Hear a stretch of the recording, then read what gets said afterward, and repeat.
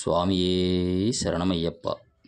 108 சரணத்தில் ஓம் கலியுக வரதனே சரணமையப்பா என்று ஒரு ஸ்லோகன் வரும். இதற்கு என்ன பொருள் என்றால், யுகங்கள், அதாவது சிருஷ்டி சக்கரத்தில் சத்தியுகம், திரேதா யுகம், துவாபர யுகம், கலியுகம் என்று 4 சிருஷ்டி சக்கரத்தில் உள்ளன. இவற்றில் சத்தியுகத்தில் நாராயணியும், திரேதா யுகத்தில் ராமர் சீதாவும், துவாபர யுகத்தில் கிருஷ்ண அவதாரமும், கலியுகத்தில் சபரிமலை ஐயப்பனுடைய அவதாரமும் இருக்கும். அதை குறிக்கும் வகையில்தான் கலியுக வரதனே சரணமையப்பா என்று நாம் அழைக்கிறோம்.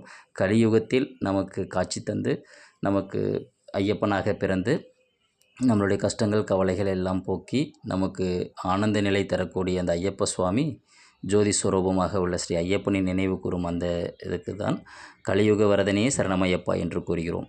சுவாமியே சரணமையப்பா.